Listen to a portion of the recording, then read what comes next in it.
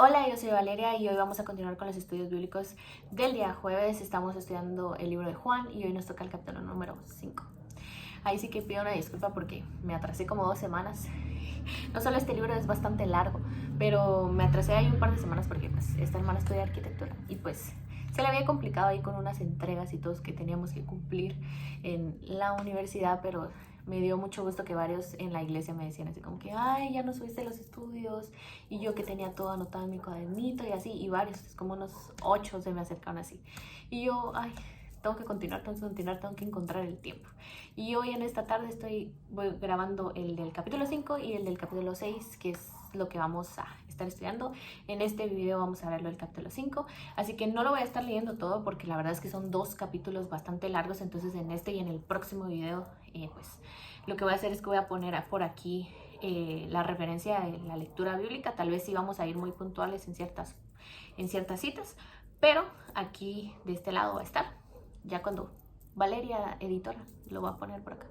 Y entonces a eso, entonces vamos a entrar a este capítulo 5 que tiene por el título que vamos a ver 6 afirmaciones acerca de Jesús. Entonces eso es lo que vamos a estar viendo. Tenemos la primera parte que es cuando Jesús sana a un inválido, y luego vienen las partes de lo que son pues estas 6 afirmaciones. Entonces, y de que encontramos la vida mediante el Hijo, que es Jesús. Entonces, la parte de donde Jesús sana a un inválido va desde el versículo número 1 hasta el capítulo 15.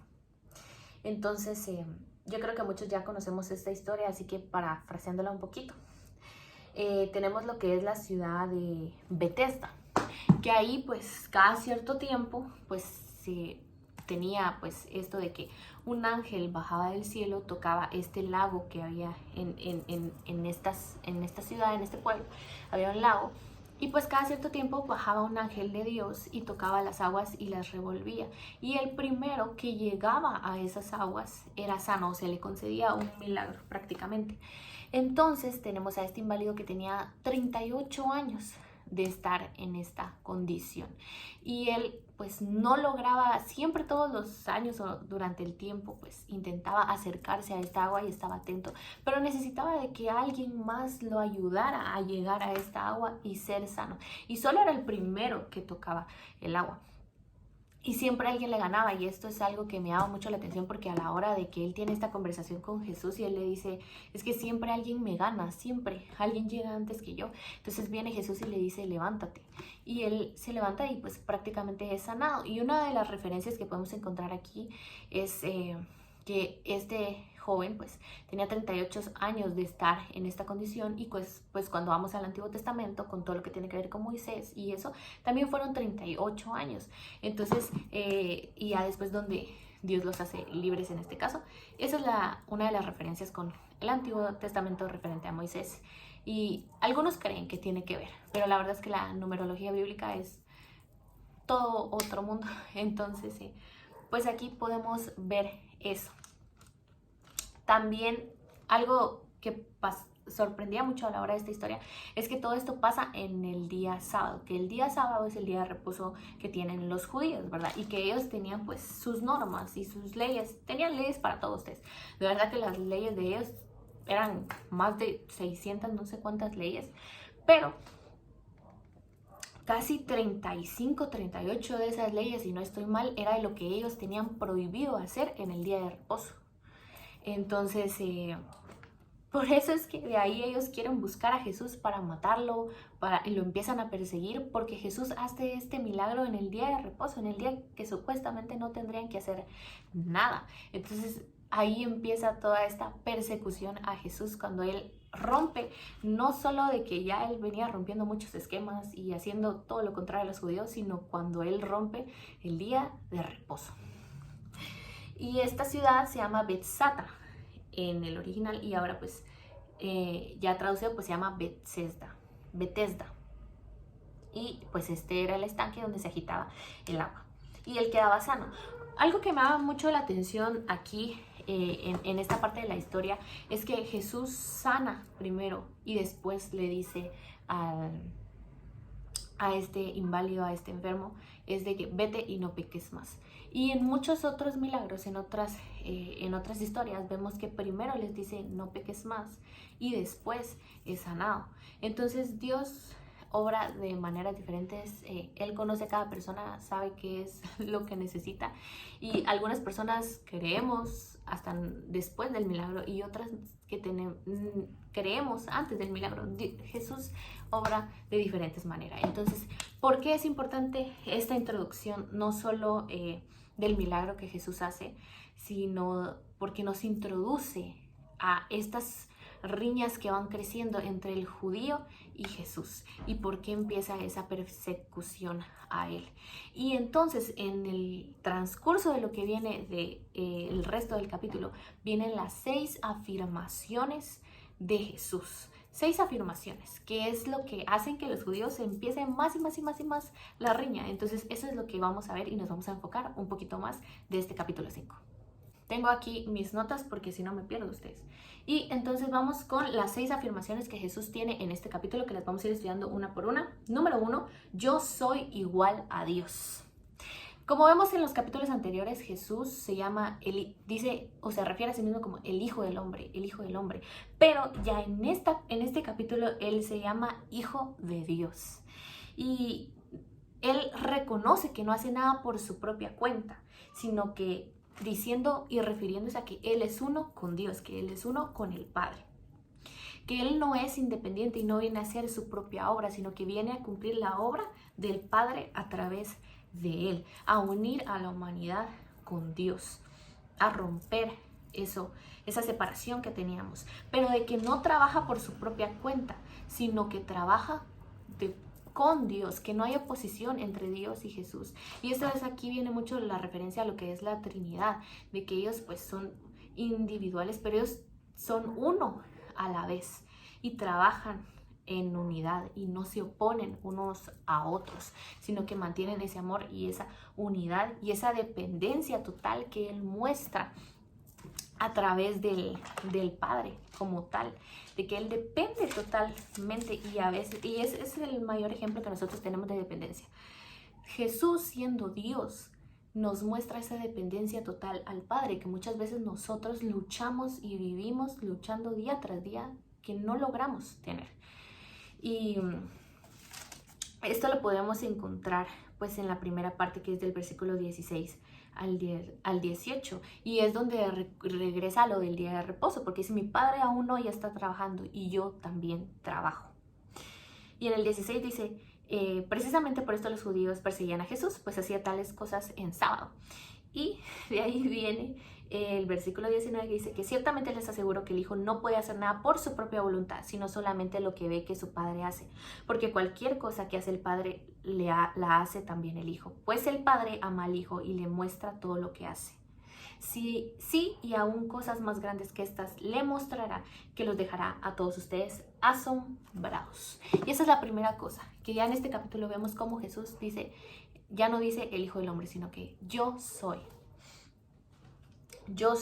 igual a Dios, yo soy Dios también, yo soy uno con Él, yo vengo a hacer su voluntad, yo dependo totalmente de Él, yo trabajo para Él sin oposición. Y eso es una de las cosas más bonitas que vemos de Jesús, su humildad.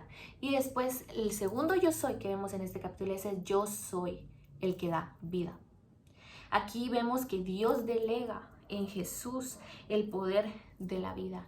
Él delega todo ese poder en Él, y eso es lo que a Dios le interesa, mostrarnos a Jesús como el Salvador, que mediante Él es que viene esa unidad de nosotros con Dios, que gracias a Él que tenemos salvación, vida nueva, nuevo nacimiento, nueva oportunidad, se rompen las cadenas, los pecados son lavados, pero no refiriéndose a una vida, porque en el Génesis vemos a Dios como el Dios creador, pero aquí nos presentan a Jesús. Dios quiere que veamos a Jesús como el Salvador, como el que nos da esa vida nueva. Por eso viene el nuevo nacimiento, donde es Jesús quien nos da esta nueva vida espiritual, esta nueva vida en Cristo Jesús, para volver a unirnos a Dios y sobre todo romper esa separación que teníamos con el Padre. Y nos trae de la muerte para esta nueva vida espiritual, esta vida Zoe. Número 3, tenemos que yo soy el juez final. Se me había olvidado, pero con respecto a la anterior, sería la cita del versículo 21.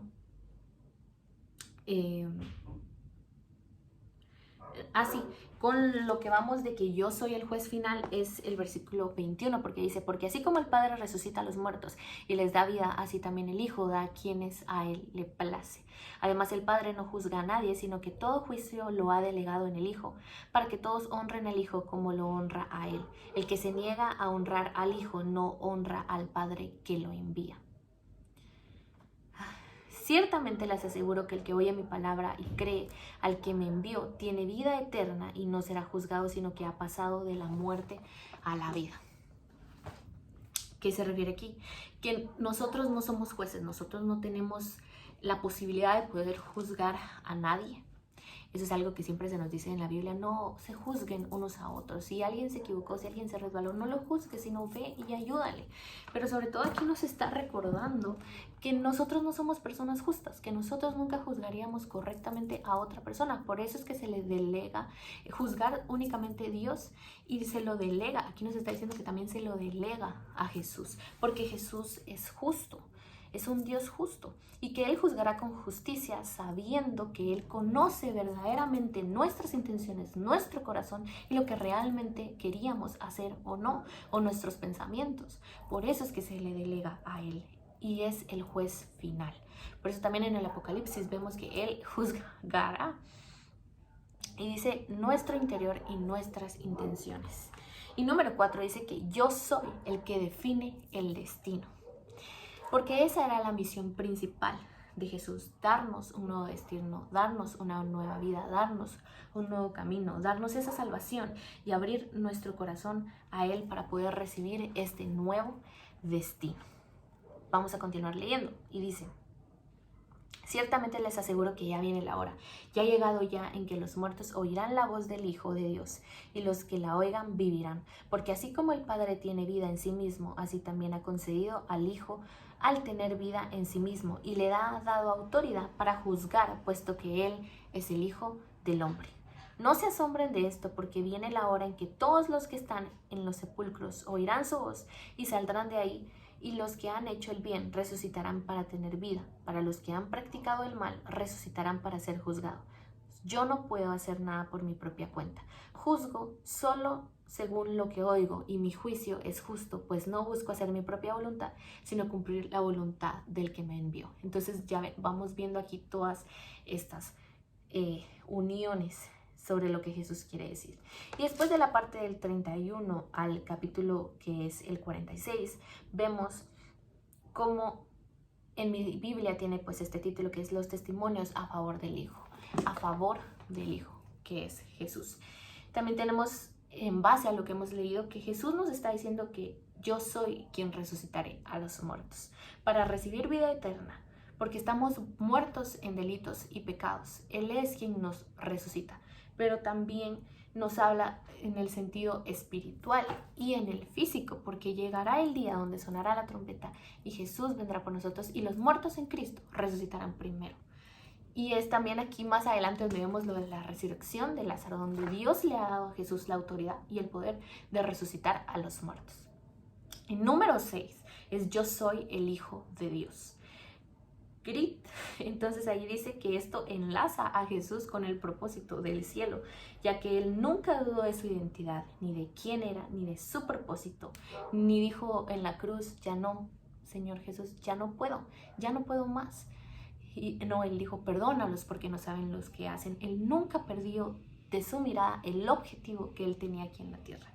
Y nos ofrece esa nueva relación con el Padre. Y saben, sobre todo en el momento en la cruz, cuando Jesús pues tiene ese momento por donde dice Dios, ¿por qué me has abandonado? Esa es una de las señales más claras que tenemos, porque es lo que se quería representar, la ausencia que nosotros teníamos del Padre.